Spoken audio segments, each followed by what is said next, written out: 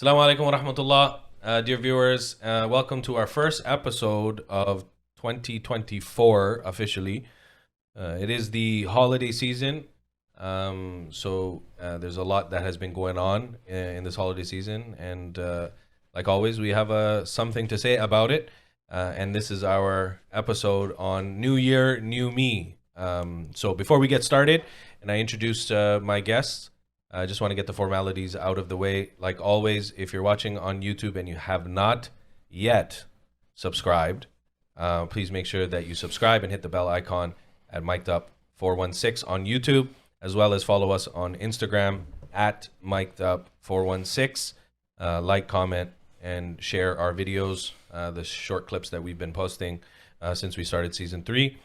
Be greatly appreciated. And then, like always, that we're here in season 3 at Haramain TV Studios. So a huge shout out to Haramain TV. If you're not following them on Facebook, you're missing out on some great Islamic content brought to you by Haramain TV. So on Facebook, Haramain TV, they're on all IPTV boxes, or almost all of them. So please make sure that your IPTV is connected with Haramain TV. And then on YouTube as well, Haramain TV, and on Instagram at haramain.tv. So please make sure that you are following all channels for Haramain TV as well as Mic'd Up. So formalities out of the way, and we are now officially in 2024.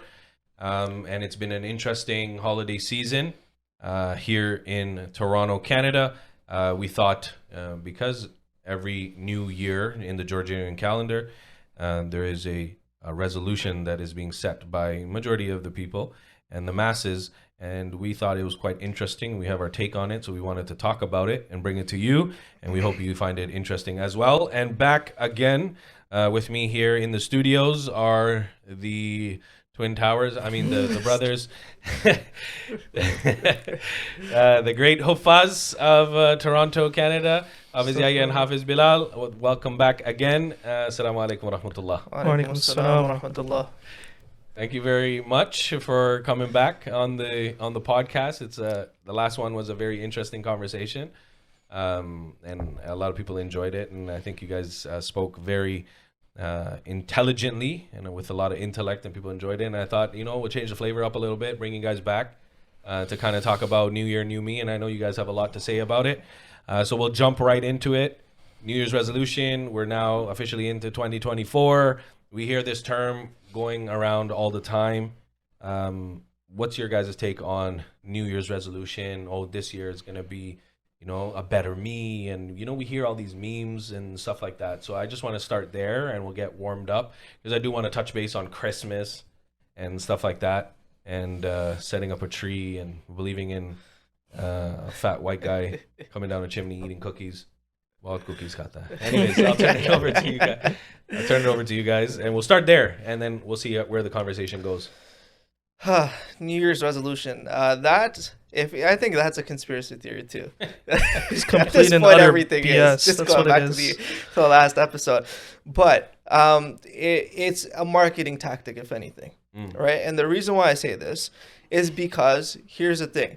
During the holiday seasons, especially for those that actually celebrate the holiday season, they get together, they eat, they drink, they do all that stuff. They put on all that weight, right? So the perfect time to lose weight, because it's the start of a new year, right, is to hit the gym, to start getting in shape again, right? So what do these gym and healthcare, the industry, they come up with this tactic? Hey, let that be a part of your New Year's resolution.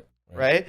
Or your New Year's resolution. Now the banks and everyone are taking this concept too. Oh, you can save up to buy a new house, or get a new mortgage for you, or move into a new house.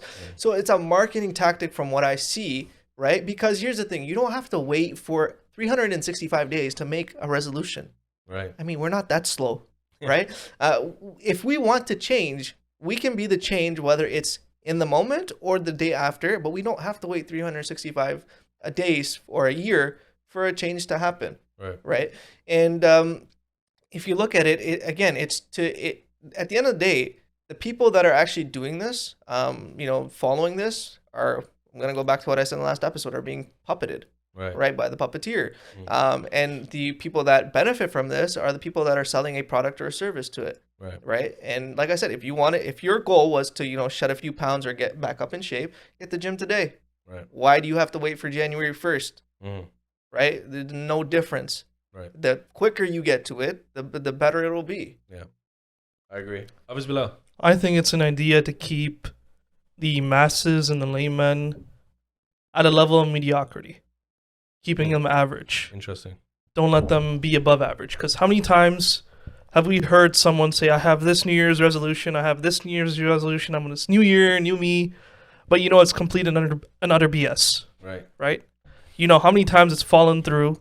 You've seen them, hey, maybe they did it for a day or a week, but then right after that, it's back to normal and we'll see them again next year. Yeah. Right? Gyms have the highest turnover rate. Well, they have the highest new membership in the month of January. You know which month has the most cancellations? February.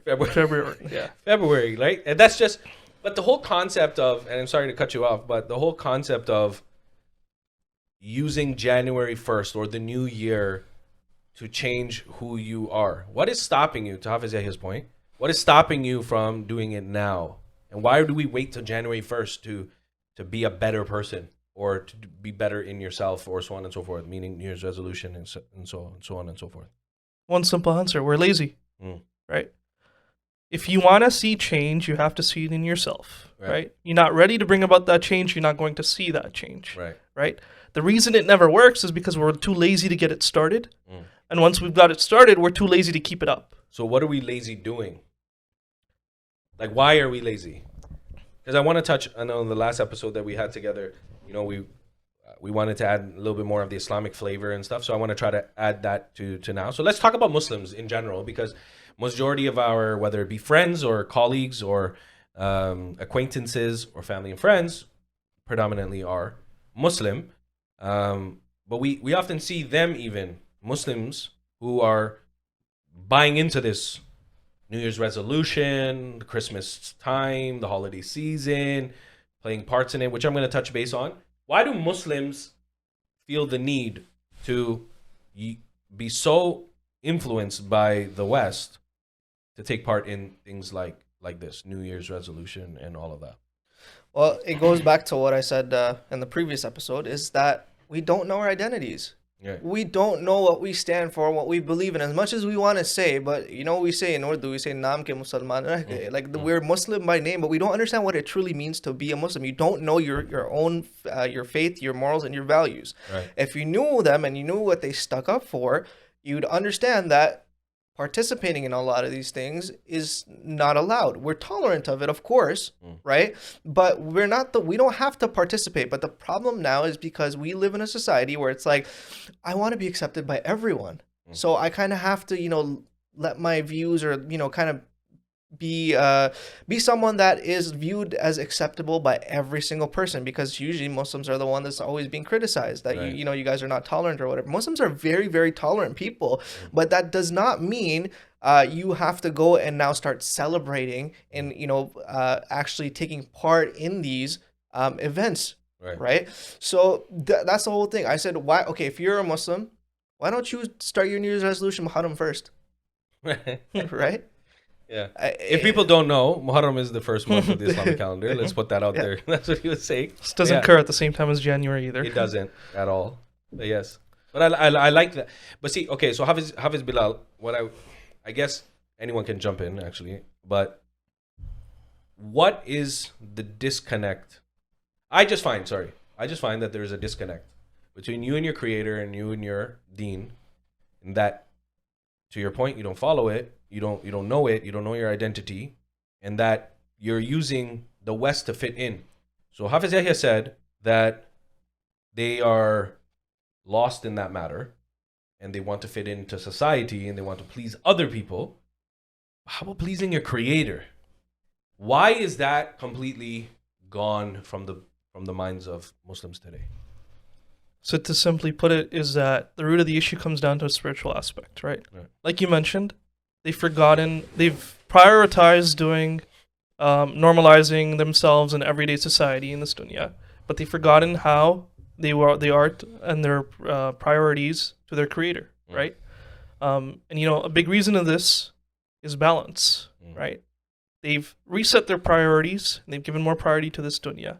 Hey, how do I fit in? Like Hafiz was saying, how do I get around without people like noticing me, or how am I able to be freely accepted in this area? For example, Mother's Day and Father's Day. In Islam, every day is supposed to be 100%. Mother's Day and Father's Day. 100%. But you have Muslims that now have prioritized or now secluded those days as specifically for Mother's Day and Father's Day. The same way now you have that trend where they've specifically kept changes to only be made on January 1st for the new year, new me. Right? They've lost that sort of balance between their responsibilities to their dunya and their responsibilities to their deen. I'll be honest with you, because you said it. If anybody is celebrating Mother's Day and that's the first day that you did something for your mother in the month of May or June for your father, you should be ashamed of yourself because of what you just said. Every day is Mother's Day and every day is Father's Day. If you have to resort to that day made up by Hallmark so you can buy your mom something or take her out for dinner or buy your dad something or take him out for dinner or do something with the family and use that day to say, okay, we're going to go out, you should be ashamed of yourself because every day is Mother's Day and Father's Day. But anyways, I like what you were saying, Hafiz Yahya. You want to jump in? I'll tell you, the thing is, it's negligence. Right? You take, for example, a kid that grows up in this part of the world, 8 hours a day, he's at school, right? He comes home, he does his homework, We're lucky if he goes to madrasa or whatever, but majority of them don't.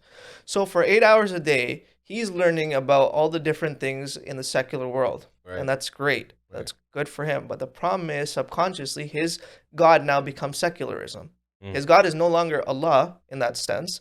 His God is secularism. He's going to follow what secularism teaches him. Right? And so that's the thing. It's that disconnect. You don't have Allah in your life, in your heart, in your mind, and you don't know enough about it. And that's you have that identity crisis, and you only go with what you know. So when you're going with what you know, you're following that. It's a religion in and of itself, and you're following that, and that's what causes you to kind of follow all these different things like New Year's resolution or celebrating the holiday season and this, that, and the other, right? So that's what it comes down to at the end of the day. It's the negligence and the lack of the education, right? Because you can't expect that lamp, that spiritual connection to be lit if you don't have any knowledge of it, if you don't understand it, and how are you going to find your creator without knowing him? Right? How do you know him? You learn, right? But that's the thing. We learn about everything else, but not that. Exactly. But who's to blame? Multiple people. One is the individual, but the individual doesn't get all the blame. It's the parents as well. It's the ecosystem that you're fostered in, right? So I usually say this. I said, our nature has been completely nurtured into something different, right? Because remember, we used to have this conversation, high school, nature versus nurture, of course, right? But we as humans believe that all humans are born upon true nature, right? It's how they are nurtured, and it's the system that they're brought up in. So as parents, as guardians that look after children, whether it's the biological parents or the guardians, or whether it's the teachers that are teaching them, you're at the end of the day also equally responsible for instilling in them those values. And I find that parents, because you touched on it, the parents have now also been very heavily influenced in the West, coming from a majority, the ones that we can speak to is from the subcontinent, and they come here and they don't have the luxury of the things that they're accustomed to here in the West. What happens is that they also want to fit in. They also want to do the things. They want their kids to fit in school and so on and so forth. And then that just karboshes everything. And then they become 20, 21 years old, 22. They're out of the hands of the parents and they can't be controlled. Now the parents come to the the masjid, and they say, now, Maulana Saab, Imam Saab, or whoever, please help. My kids won't listen to me. Parents need to understand, and this is my message to the parents. I'm looking into the camera and I'm going to talk to the parents that are going to be watching. You need to wake up. When you throw water in your face, you need to wake up and understand. From the last episode and from now, is understand that we do not live to please the creation. We live to please the creator. And that's what people don't understand. Like, you have to answer for your actions. But you also need to do your part because you will be questioned for every action that you do. And to your point, Hafiz up. Look, you guys went to madrasa and jamia. You guys did all of that. Your parents put you through there. You went to university. Alhamdulillah, you've been successful in that. Your parents understood, right? And I know your parents personally, that's why I can talk to it. But your parents understood what I need to do for my kids. And that's how people need to realize. Our parents did the exact same thing. But people need to wake up. Stop trying to please these people, the creation, and you need to please the creator. Hafiz Bilal. No, that entire concept is generational. Yeah. Right?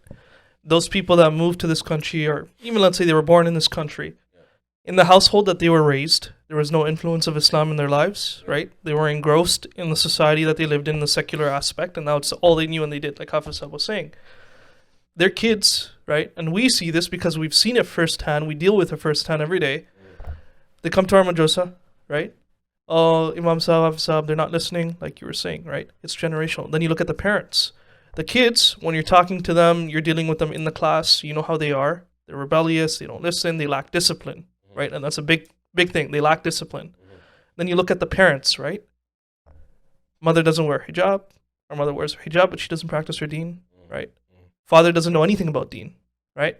The mother's pushing for the kids to come to the madrasa. Father's ignorant of it, or vice versa, right?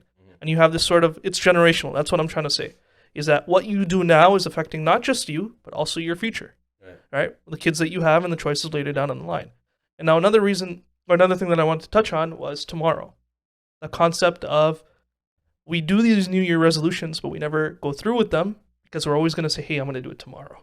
Hey, I'm going to do it next year. Let's wait till next year to start this, right? But we as Muslims know that tomorrow is never guaranteed. Of course. And we've forgotten that. And to touch back to your point, accountability. What we do today or what we do in this life, we're accountable in the next life, of course, right? So relying on that false concept of, hey, tomorrow's going to come, I'm going to wake up and I'm going to do it tomorrow, you've forgotten tomorrow's not guaranteed. What you're only guaranteed is the now. Yeah. Right?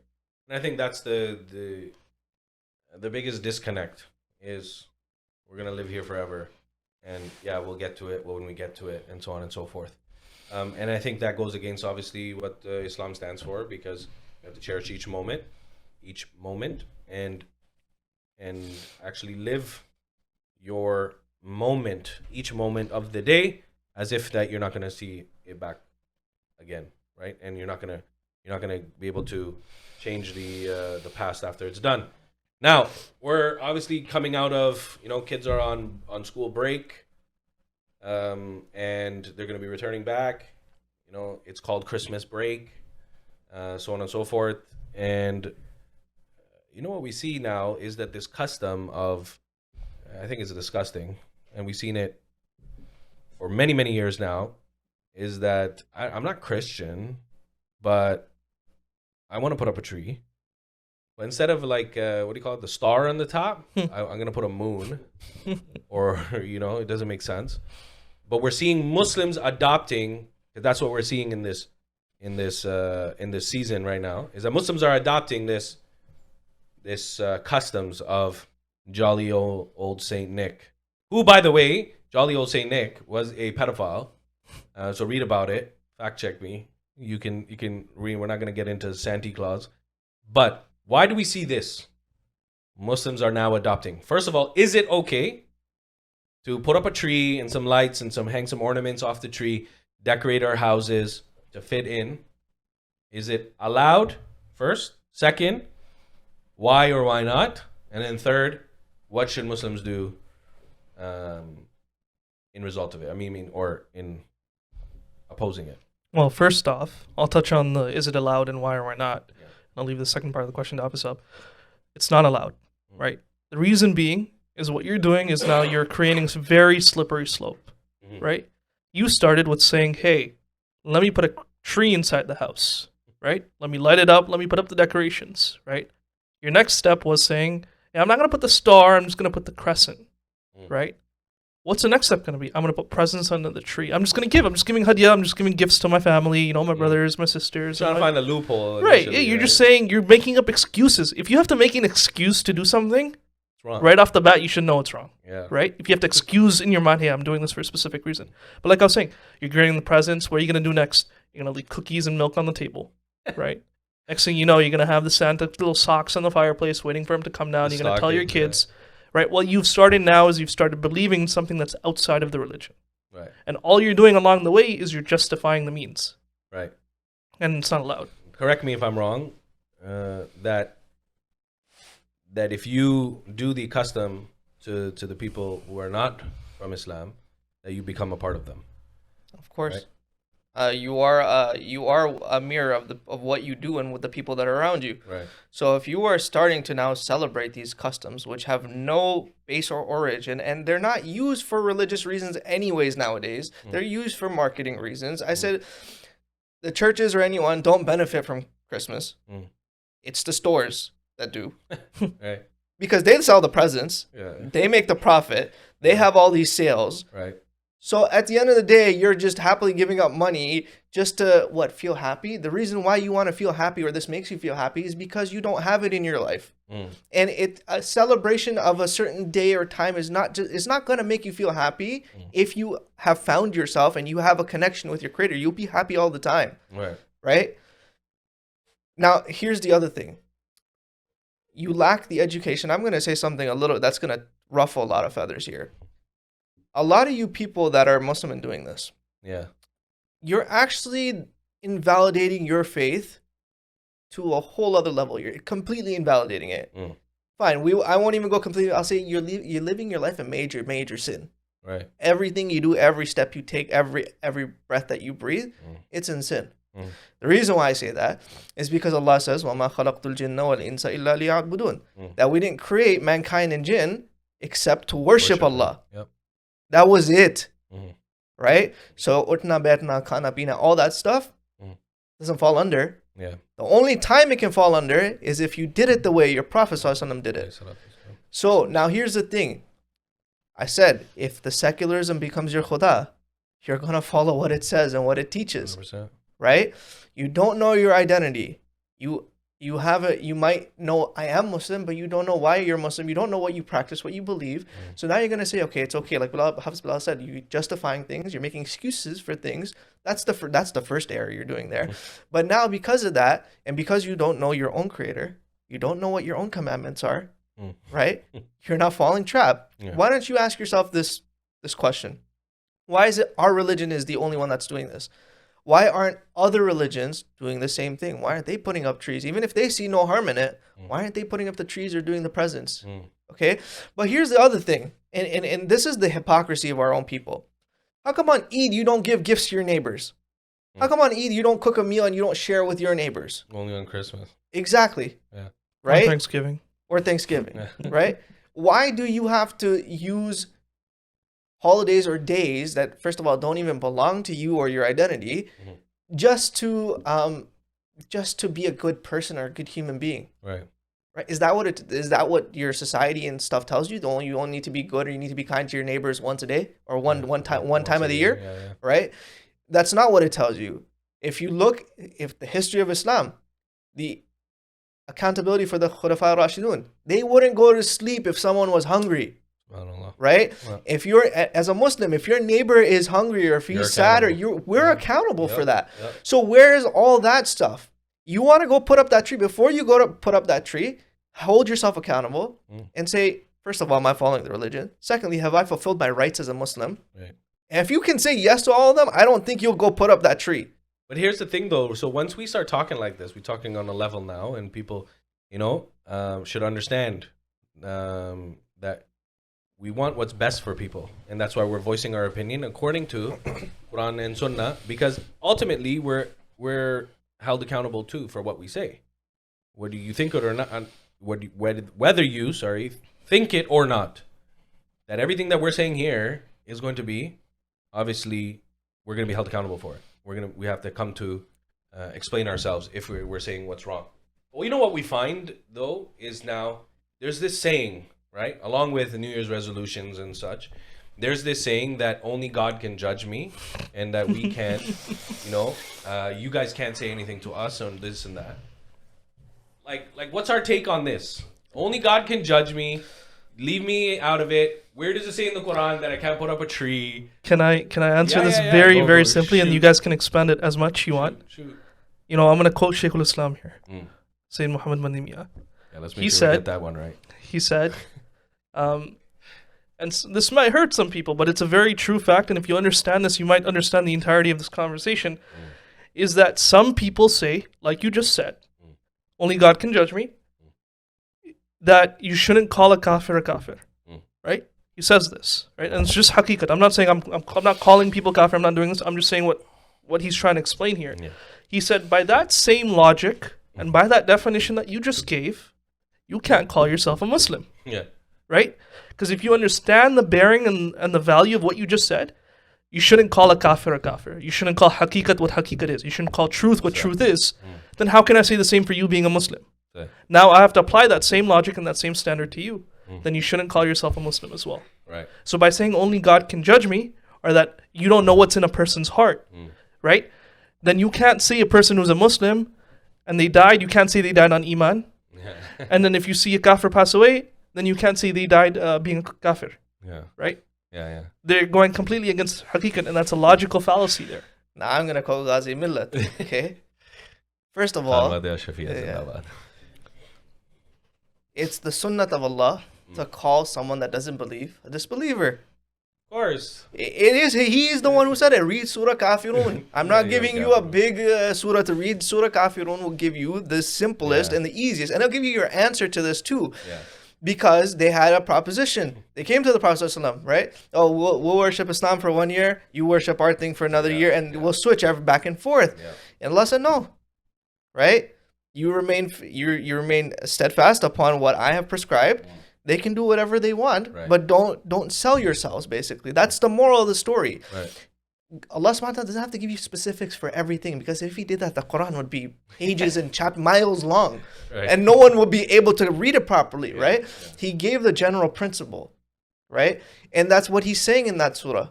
I'm paraphrasing and I'm very high level summary, but that's what he's saying. Don't sell yourself. Don't, just fold to it. You can be tolerant of another religion, another faith, another belief, but it doesn't mean you have to give into it. Right. And that's what you're doing. You're giving into it and you're not realizing that. Right. And it also comes back to this whole Western view of liberalism. Right. And, again, that saying comes from that only God can judge me too. Mm-hmm. Right. Okay.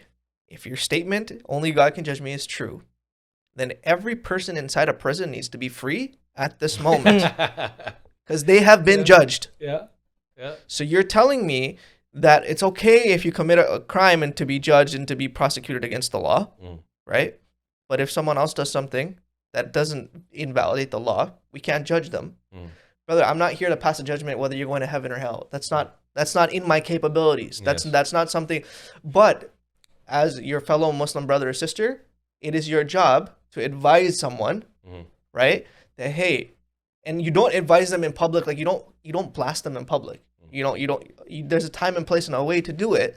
But if we don't give each other advice, we have to be a feedback system for each other. If you see me doing something wrong, if I see you doing something wrong, then we have to hold each other accountable. Right. Otherwise, how are we going to ensure that the religious law and the teachings and all that stuff is going to be followed?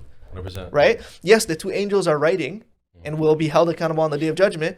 But how do we ensure the integrity of our religion is going to be followed? 100%. And if people understood, the concept of how Islam came to us, mass transmission from the Quran and then the prophetic way and so on and so forth of the Prophet ﷺ, that's what he did.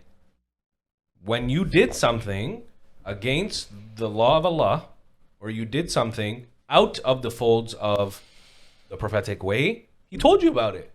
You didn't see Sayyidina Abu Bakr, for example, he never did anything. I'm just using this as an example so people understand.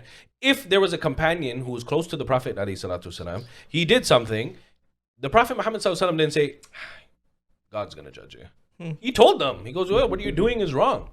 And so the whole point is, we learn from the seerah of the Prophet ﷺ that when you do something in public, because you know what's happening, right? They're putting up Christmas lights on Instagram and you're making a story out of it. That's not public.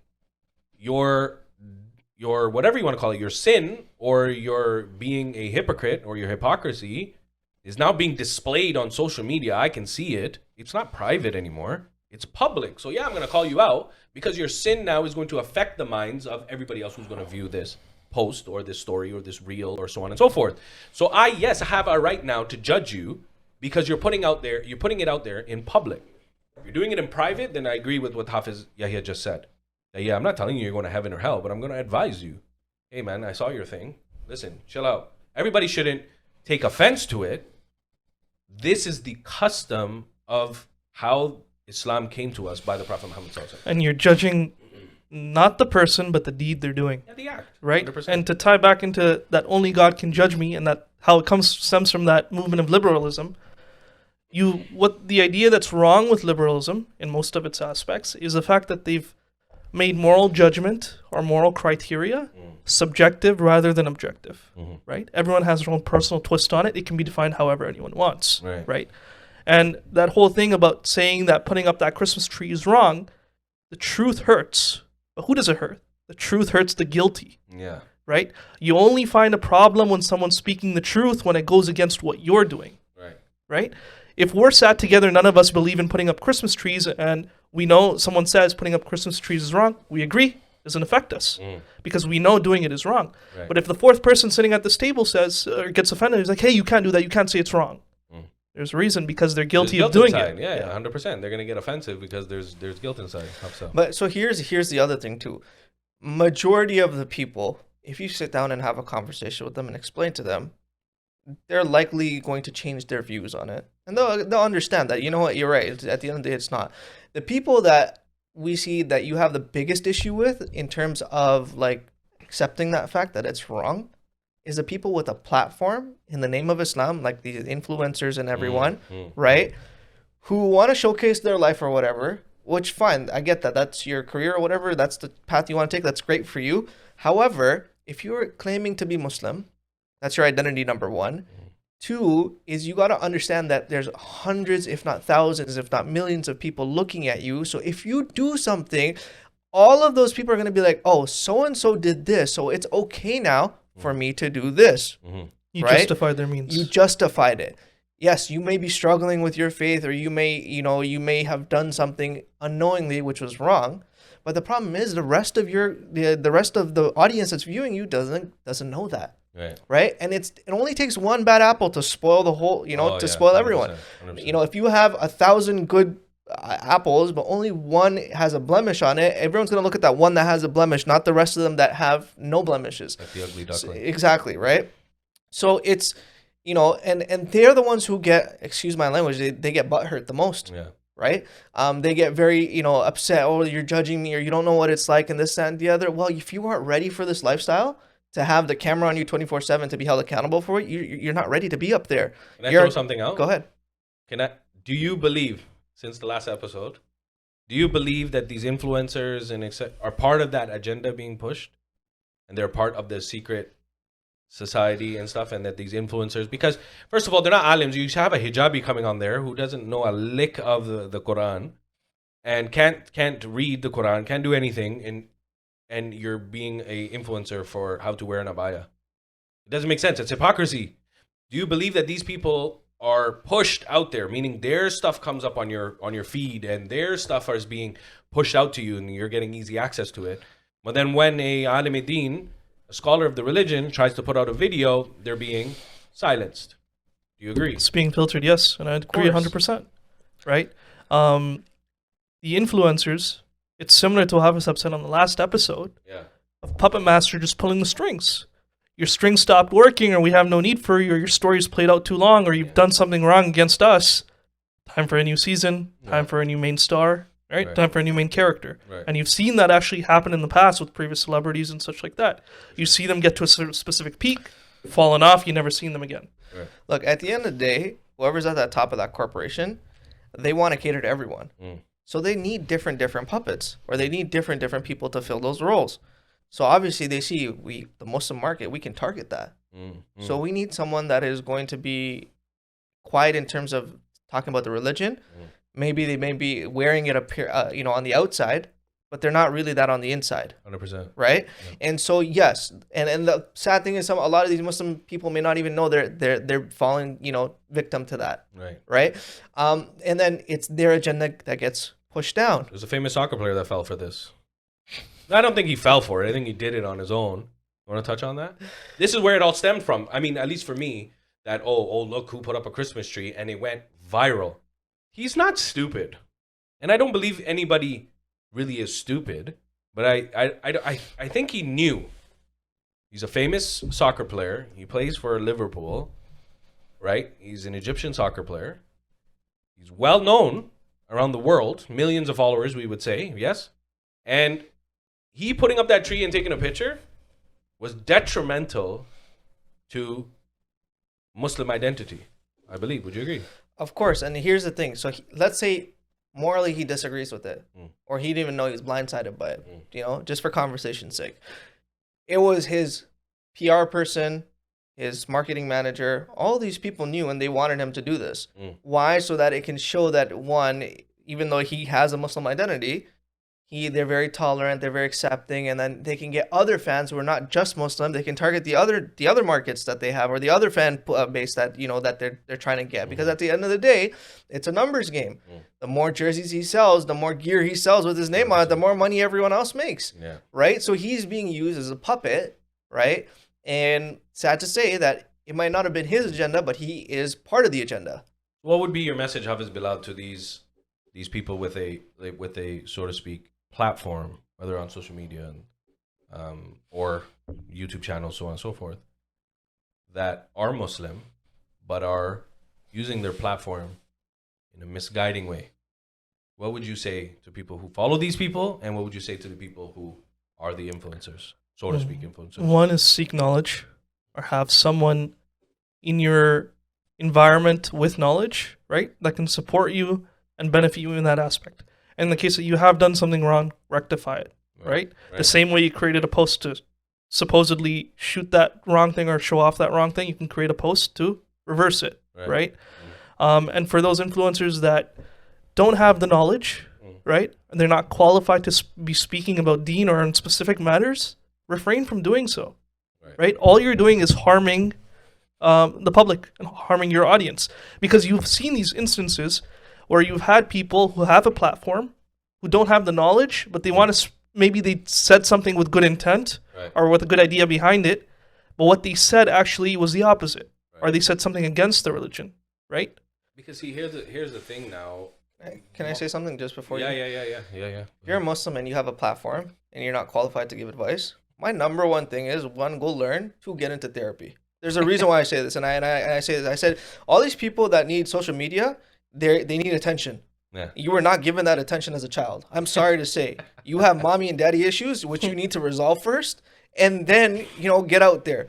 Because the fact that you don't get attention, or you have to interact with, you need to have a certain quota of comments or views or whatever, tells me very clearly you have attention issues and you were not given that as a child. Your parents neglected you, or whoever neglected you, and you have that void, and this makes you, feel... And no.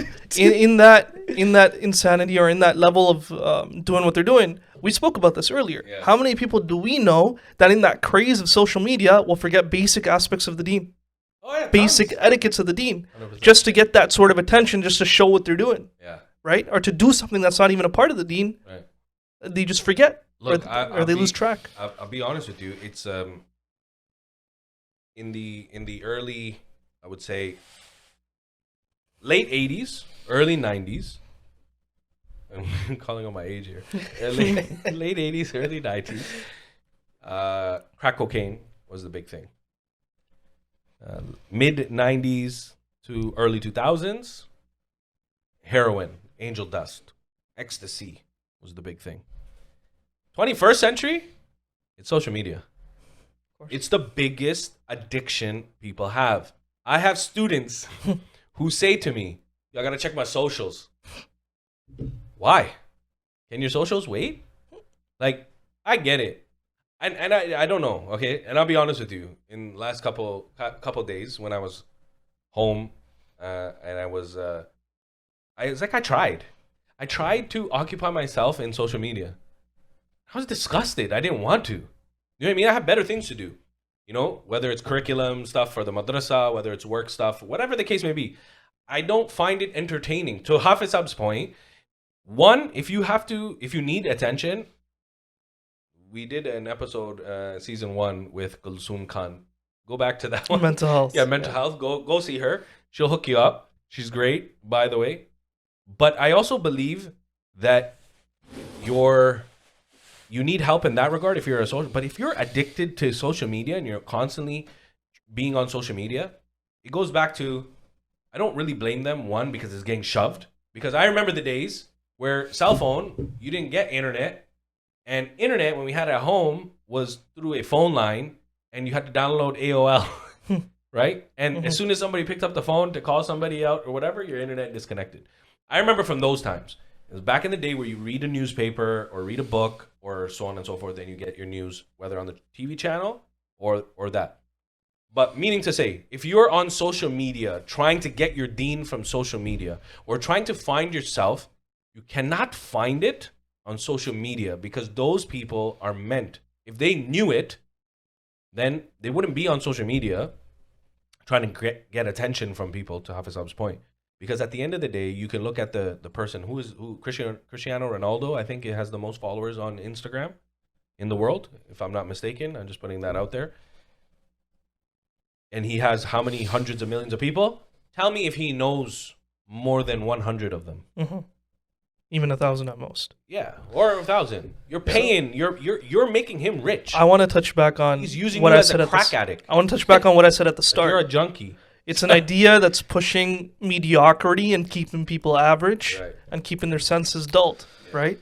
Here's the other thing. It creates a false perception of reality, and this is my message. One, to the influencers first, that you as influencers show all the good sides of life, and you guys get to live a privileged life that majority of people don't live. So first of all, you're setting false hopes to people to say everyone is going to be able to achieve this. Unfortunately, that is not the case. Okay.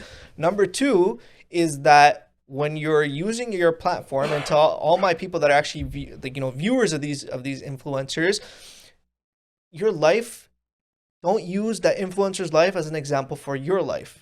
Right?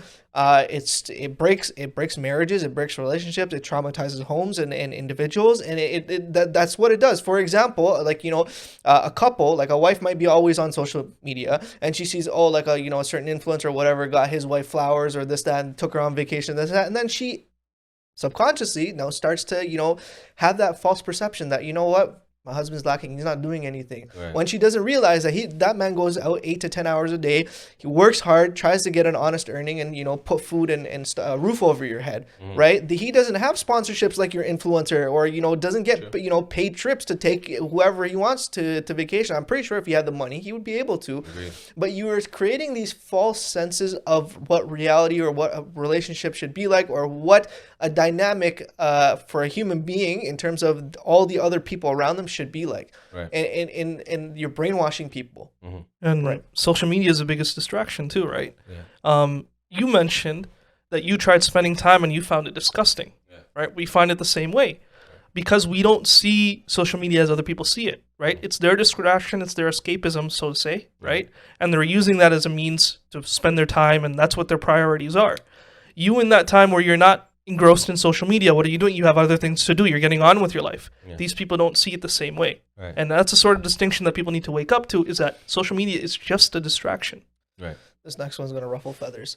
So here's another trend, apart from the holidays and celebrating the holidays. Year in review from Spotify. So a lot of people everywhere, towards the end of the year, Spotify or whatever music streaming service that you use gives you kind of a year in review of what you've listened to the most, right? And everyone will share that on social media. Mine's mic'd up. We're on Spotify. So follow us on Spotify. So here's the thing.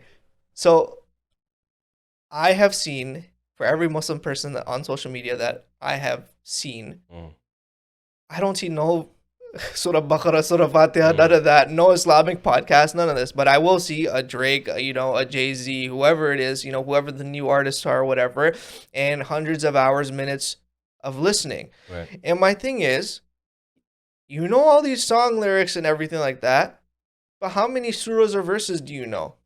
Right? And then you say, oh, I learned it when I was little, but I forgot it. Well, yeah, you're going to forget it if you don't revise it. But, what are you trying to show people? That, hey, I wasted this many hours, this many minutes, this many seconds of my life listening to Drake, for example. Right? Where I could have done so many other things. I could have made money in that moment. I got a job. Right? I could have hustled, yeah. But so that's the thing. It's like we're falling to these trends to fit in. And it's like we don't even realize how badly we've been hurt and how negatively it affects you. Right. And you need to step back and hold yourself accountable. This is why they say hasibu qabla an tuhasabakum. That be accountable. If not, you will be held accountable. Of course. Right? And it's too late when you're held accountable. Right. So you'd rather do, fact check yourself now, hold yourself accountable, and see where your life is. And, it's as simple as spending 10 minutes before you go to sleep. Yeah. Right?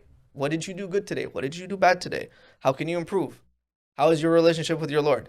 How is your relationship with your parents, your friends, so on and so forth? Right. And it's very simple things, right? But again, everyone seems to be falling a puppet to the system. Right. They want their strings pulled, and no one wants to be a leader anymore. Everyone wants to be a follower. Going back to what you said earlier about the people who benefit the most from the holiday season, it's not the churches and so on and so forth. I 100% agree, because if you look at how they implemented Black Friday, Black Friday came and then everybody goes in. We don't have money. Muslims I'm talking about, right? So we don't have money to give during Jumu'ah collections, or the masjid needs a renovation, or we want to do something in the masjid, or there's an incentive, or not incentive, initiative happening in the masjid, campaign or whatever. We don't have money for that, but I can go and spend hundreds, if not thousands of dollars on Black Friday to get a deal. And then systematically, because that happens, if I'm not mistaken, end of October, and then it goes right into all of November, and the season starts, and then Christmas Day comes in. So leading all to up into there, you're going to the mall, you're seeing extended hours, you're seeing sales, discounted sales, and this and that. And then what happens after Christmas? You think it's over. It's actually not, because then you have Boxing Week, and then you go and spend money. I am blown away about how many people, Muslims, rush 6 o'clock, 7 o'clock, 8 o'clock in the morning for the Boxing Week sale. You know what I say? If you can't afford it when it's regular price, and you don't need it when it's on sale. That's just my point. I mean, you will not catch me dead Boxing Day shopping. I'm not saying, and this is not a fatwa, I'm not saying don't go shopping on Boxing Week. I'm saying don't make it a custom that it has overtaken your life to the point where you have forgotten where your money should be going. And I think Hafiz, many seasons ago, or 2 seasons ago, he goes, how do you differentiate between a want and a need? And if it's a want, then you need to push that to the side. If it's a need, it's a different story, right? But that's the other thing. We've been accustomed to this holiday shopping season and so on and so forth. And you see it. Our people are accustomed to it. Oh, no, we'll wait a week. Boxing Week. Can I give you another spin on that? Yeah. Do religions provide a way in determining how you spend your money? Yes. 100%. Right? For example, Islam, spend on what you need, your hajat, give to charity, give your zakat for the year. Every religion has its own thing. You're a fool if you don't think secularism is a religion. Secularism is a product of a modern spin on religion, right? How does religion tend to, determine how you need to spend your money? You just mentioned everything, right? Let's create these holidays. Let's add these holidays. Let's create these venues where we need to make sure that people spend their money in this specific way. The same way that you're bound to spend your give your zakat money every year. Same way, we're going to make sure that people spend their money on their Christmas shopping and their Boxing Day and their Black Friday, and let's make sure that there's people know how to spend their money, and let's make sure that they only restrict themselves to that. Like, think about it. January, okay, you have New Year's, you don't really have anything else. February, you got Valentine's Day, and then all of a sudden they popped in Family Day, and because that Mother's Day, Father's Day, and Family Day, right? So you love your family only in February, and then March there isn't anything. Sometimes Easter. Right, so Easter, there you're spending money and this and that, and you know who's benefiting, just like Hafiz Yahya said. And then you go into April, which is the same Easter season. May, you got Mother's Day. June, you got Father's Day. July, you got Canada Day. May, you also got May 2-4, and you're celebrating a queen who died already, and we're not part of Britain, and so I don't understand that one. And then you got August, you got Civic Day in Caravana here in Toronto, which is the den of the devil's breath. And then you go into September, you got Labor Day, right? And that's the end of being back to school, which is another huge shopping platform and people for them to make money. Well, you can give the pass on that one for necessities, sure. Yeah. But all the other ones, yeah, you're right. But October, you go to Halloween. Exactly. Which is a gong show. And then we get back into the Christmas season. So here's the thing. And you got that I can rhyme that off is crazy. Yeah. Think about it. It's in your mind, right? So they've injected it. Sorry, go ahead. Look, you have to step back and take a look at the bigger picture. Okay? The retail world wants you to buy things. But they need to be able to come up with an attractive offer to be able to get you in there. First, it only used to be a handful of days throughout the year. Now there's something once every month, right? And now here's the thing. When we do Boxing Day or, just before Christmas for the holidays, they do that, one, to get rid of inventory so they can stock up for the new year. Right? That's what it is. But people are so like, oh, I'm getting the latest and greatest. No, you're getting last year's stuff. Oh, 100%. Right? And you're not getting it discounted. What they did is just before the holiday seasons, they marked it up 10% and then slashed it by 10% to show you that, hey, no, you got a deal. That's not the case, right? A lot of people are realizing this now when they saw like Black Friday deals and stuff like that. They're like, hey, 2 weeks ago this was like the same price or it was cheaper, right? And why the price go up all of a sudden? Right. So it's a marketing tactic, right? Yeah, if there's a need for you and you see a good deal, that's fine, but it doesn't mean you religiously have to shop on these days to be able to get a good deal. 100%. Right? And here's the other thing, okay? A lot of people will go to the big box stores, but you're not going to go to the mom and pop shops. The actual people that live beside you that, have houses, have bills and stuff to pay, right? Why don't you support your local mom and pop shops too? Right? It doesn't hurt to give them a little bit of business. 100%. Right? 100%. But you'll happily pay twice the price at a big name store. Yeah. Right? So, you're being brainwashed to come into those big box stores and buy what they want to sell you. And then, you're doing it, you're rinsing and repeating basically. Right. And they win in this scenario. They get to win. They make money off you. At this point, it's pretty much like a subscription. Yeah. At least once a year, they're guaranteed to make some sort of money off of you. 100%. Hafiz, Bilal, can I have, I guess from an Islamic standpoint, let's just talk there. Because we're going to go back to what we were kind of initiating the conversation from was, can I have a New Year's resolution? Is it okay in Islam for me to have a New Year's resolution? Just for myself, not broadcasting and this and that. I'm talking about the layman and woman who's going to be watching. Can I have a New Year's resolution? Is it okay if I just do it and say, okay, it's not a New Year's resolution. It's a permanent fix. Starting January 1st, this is what I'm going to do. If anything, you should be proactively doing that all the time, right? It shouldn't be limited to New Year's resolution. Right. You should always have a resolution to improve and change yourself. Right?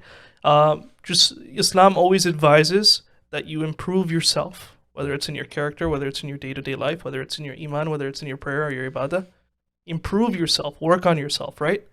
And to make sure that you can actually change on your resolutions that you create yourself, one, make them realistic, right?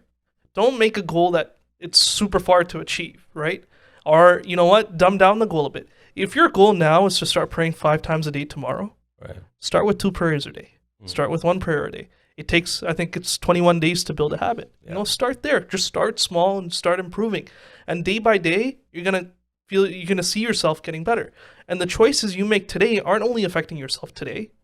The choices you make today are for you and your future. Right? People say, hey, you know what? I'm just resting. Let me get a rest day. Brother, you've been resting all your life. Yeah. Right? You don't need another rest day to start implementing change. 100%. Right? You know what? And one of the biggest things is that this has a very big effect on our children.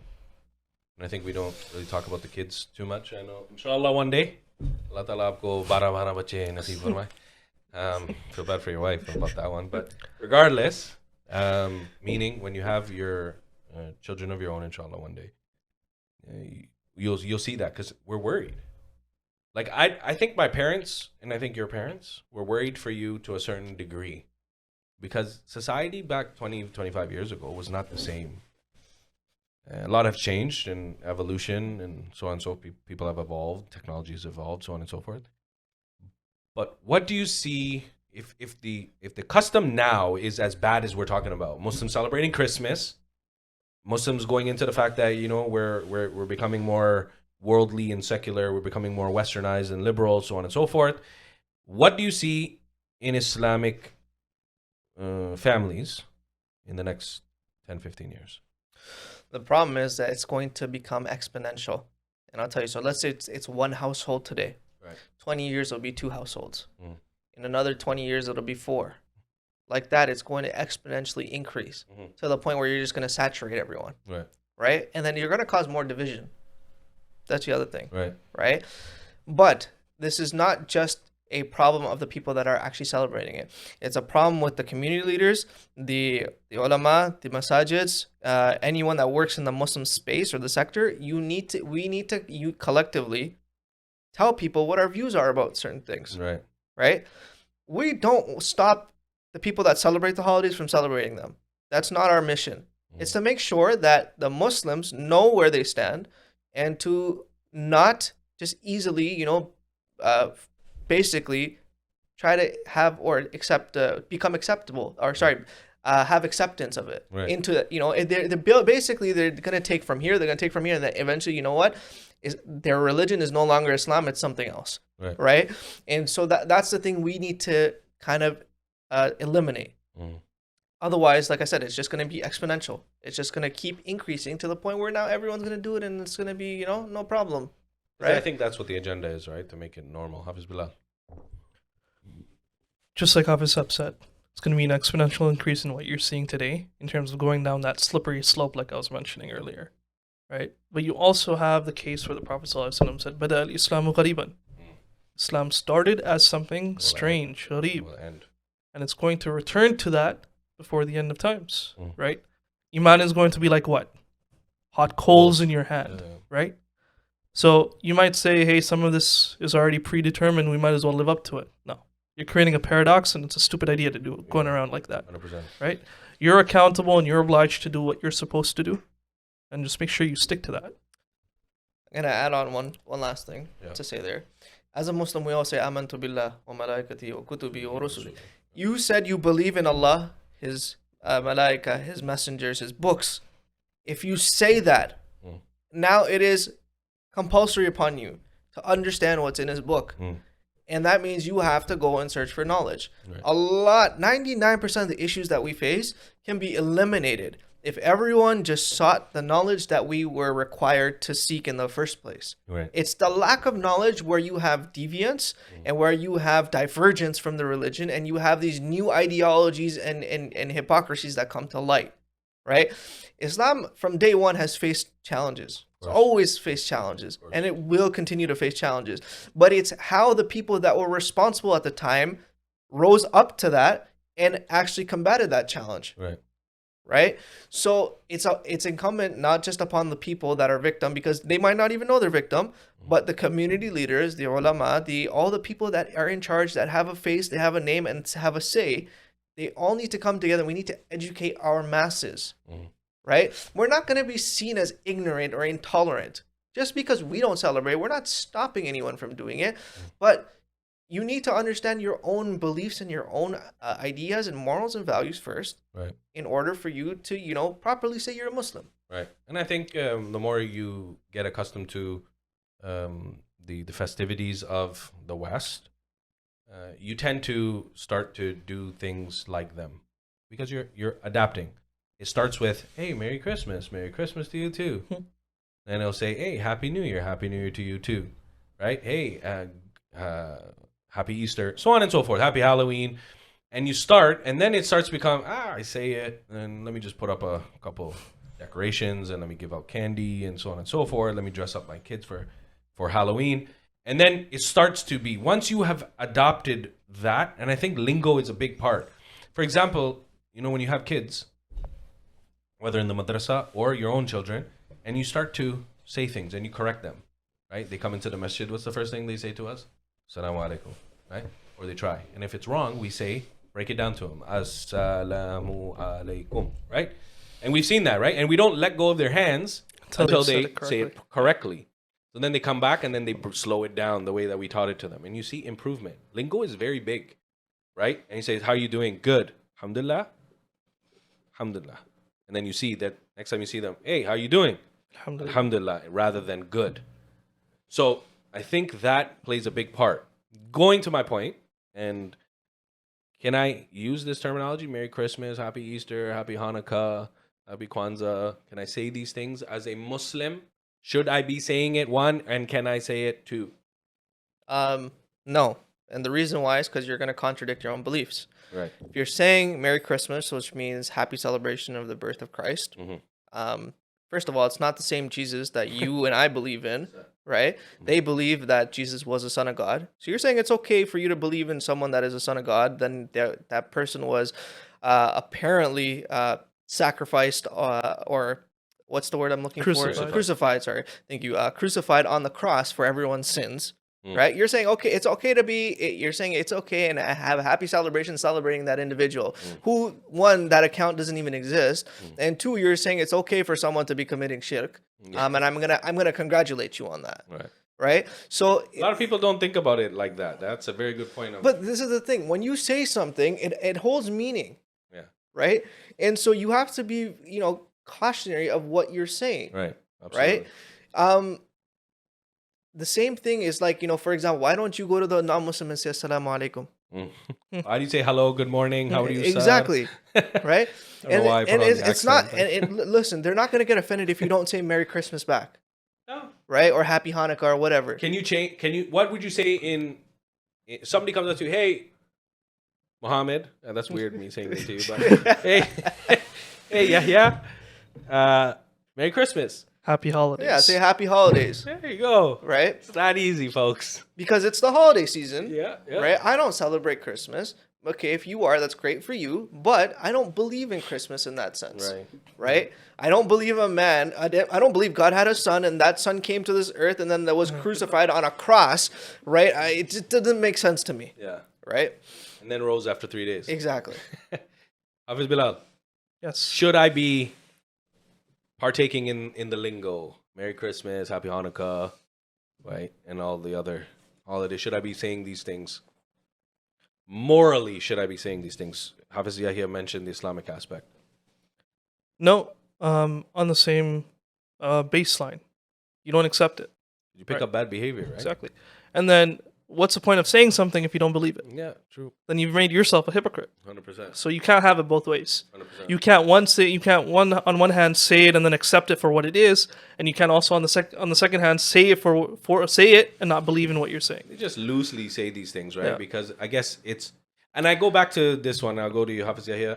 Is that I just find that it's a disconnect with your deen for that to even come out. You get what I mean? And I think a lot of it has to come off. If you're loosely, someone just turns around on a dime and just says, hey, Merry Christmas, Bilal. And you go, yeah, Merry Christmas to you too, bud. And I find if you can openly quickly dish that out, that means you're not connected with your deen. I just feel that because deen is not on the zuban. Deen is from the inside, from the heart, what you guys have been talking about with the spiritual aspect. Anyways. Hafiz. First of all, there's ikhtilaf within the Christians themselves as to whether or not that was the birth date of 100%. Christ. Okay. Secondly, is that, look, if you can find me one example of the Prophet ﷺ saying to any of the other religions that were around at his time that happy celebration of whatever day they celebrated, by all means, I'll start saying it tomorrow. Yeah. Right? But you won't find that. There's tolerance and there's respect. But then do not try to, accumulate yourself into them or amalgamate yourself into them, right? Don't try to, put the two bubbles together. Right. Doesn't work. It's just like when the time of Muharram and the Jews were fasting on the... If anything, the Prophet differentiated. Yeah, he says, no, we fast the 9th and the 10th, or the 8th and the 9th, because Sayyidina Musa is more close to us. Yeah. Right? So he actually made a differentiation between the Jews of Medina at the time and the Muslims and what we should be doing in the month of Muharram, right? So as an example for all those liberalists and Muslims, and only God can judge me. One last thing. I wanna shout out Amr Qadri Sahab. Christmas is also very, very environmentally unfriendly. You're chopping down those trees. So environmentalists, where are you? Number one, all that gift wrapping, all the boxes, all that stuff. Where are you guys? Where's David Suzuki? Yeah, with David Suzuki people, where are you? Where are the tree huggers, right? Where are you folks? Right? If you have a cry, that this is gonna destroy our planet. Why aren't you active right now? Why aren't you outside? Whatever big box store, Walmart, or whatever, protesting that? Because they're making money off exactly. of it too. Yeah. Right? It's all a money thing. It's under. You know what? It goes back to the conspiracy thing again, right? And it's true, but that people, when it's important and it's not beneficial for you, you're gonna speak out. But when it's for your benefit, you're not gonna talk. Those tree huggers, lighting campfires and eating vegan hot dogs. Anyways, I think that was another great episode. New Year, New Me. Obviously we want to give a final message to everybody watching in regards to what they can take from what we have talked about and sum it all up. You can always rewatch it and refresh and rewatch. But what would be your message as a final word in regards to what we discussed today? Simple. Learn your deen, learn what your identity is, learn what your morals and your values are, and that only comes through education, right? That's why we say Islam was never spread with a sword. It was spread with the pen, right? Because the first commandment was to read. So pick up the Quran and study it properly with a teacher, right? Gain proper knowledge. And if you can't, or if you don't have the time, to ask for resources that can, that can fit to your schedule. If you're so busy that you don't have a single minute of the day to sit with an imam or go to madrasa or whatever, ask for a video or something, ask for an audio, ask for a book that you can read, right? But if you're not going to go and, try to at least take that first step, no one can help you. You're inevitably doomed in that sense, right? So you need to educate and understand the difference between integration and, fully just selling yourself out, right? Islam integrates into every society perfectly 100%. Fine. But it does not say lose yourself when you integrate, because that's not an integration. Integration can have two different bodies and they can work well with each other, but it doesn't mean the two now become together like this. Right? So don't amalgamate and don't try to become, two things don't try to make it a synergistic thing, and don't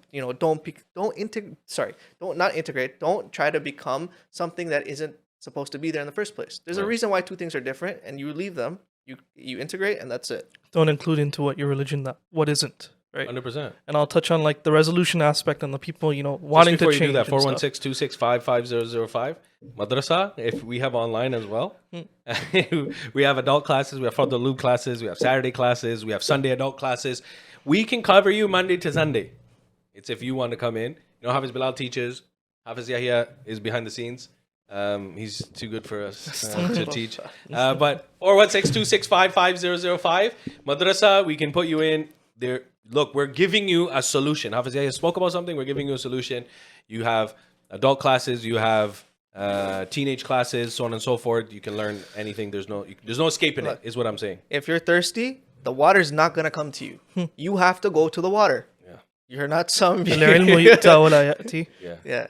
You have to go to knowledge. Knowledge doesn't come to you. 100%. Right. And again, just the last points on, the changes aspect. Start with little things. One, hold yourself accountable, right? Make sure you're doing what you've set yourself out to do. And in terms of what you've set yourself out to do, stop thinking in your imagination. Come back to a level of reality. Stop saying I wish, I want to, or I will. Start with today and I am, right? Because tomorrow is never guaranteed, right? Just start there. And if you're thinking about, developing and building your relationship back with your Creator, start with this something very simple here. Ana inda dhanni abdi bi. I am as my servant sees me or thinks of me. Of course. Right? And if you, na'udhu billah, belittle your what you sort of think of Allah and how you sort of represent Him in your life, then it's going to be the same way. Right. When you start to broaden and actually, build that relationship, develop that relationship with your Lord, then it starts to reflect accordingly. I have a New Year's resolution. I'm going to end with this. Is that I pray that New Year's resolution is a means to better yourself every day, not just on January 1st of the new year. And I believe that if you set a goal and a target, it should not be resulted to January 1st. But I also believe that New Year's, that I would like the Muslim world to treat New Year's as the first of Muharram, which is also the wisal of the great Caliph. First of Muharram. Anyways, Sayyidina Omar, no? First of Muharram. Yeah. Yes, Sayyidina Omar's wisal. And I got mistaken up with the first of Ramadan. But first is also there. But meaning, holding Muharram, meaning the Hijrah calendar, which is the Prophet ﷺ's calendar, and using that as a means of celebrating something. I mean, then it would make more sense. I mean, it would be a bid'ah, but it would make more sense. Anyways, you have something to say, Hafiz? The only time, and I'm going to say this, that you can have a New Year's resolution that I would consider okay is to save on taxes for the upcoming year. Because fiscal year usually starts January 1st, right? And you and I know this conversation. We're going to do a podcast on that one. And you're going to see, people are going to see me crying. Right? So that, that is something understandable. It follows the Gregorian calendar, which is understandable. But, for example, I'll give you myself personally. Like, I plan my, in this case, the tax strategy and the fiscal strategy a few months before New Year's even happens, but it takes into effect from New Year because that's the time that it goes into effect, right? So that's, a reasonable and an okay example. But if your any other goal is like, I want to lose weight, or I want to do this, or I want to, improve my relationship with my creator, don't wait till January 1st. Start in small steps today. MashaAllah. Jazakallah, brothers. And pleasure is all mine. And I will take that. I appreciate you guys coming out once again, and I think it was definitely beneficial. And if you think that it wasn't and you still have some doubts, feel free to hit the comment and put it in there. We'll respond to you. We'll talk to you. We're not scary monsters. Some of us can be, but we'll be there to support and shed some light if it needs to be done further. If you feel that we're talking too cutthroat or too tough love, it's not the case. We're just trying to be very literal with you because we're not going to sugarcoat things, right? When we start sugarcoating, then we can start painting a false picture in people's minds, and so we don't want to do that. We're just telling you as it is, as your brothers, and that's what you should take. It's not, if you feel that it's harsh, it's not harsh. It's just the reality of the matter and the situation. 100%. Right? 100%. So, Jazakallah once again. We're going to conclude here. It was a great episode, and I think a lot of people are going to benefit from it, and I pray everybody does. Ameen ya Rabbil Alameen. Jazakallah to everyone who's been constantly messaging, constantly viewing, but make sure that you are subscribed and you have hit the bell icon on the YouTube channel, Mike 416. We appreciate the love and support as always. And another shout out as we conclude to Haramain Studios. Jazakallah to Asif Bhai and the entire team for letting us use this platform and the studio for season 3. Until the next episode, we will see you. Assalamu alaikum wa rahmatullah.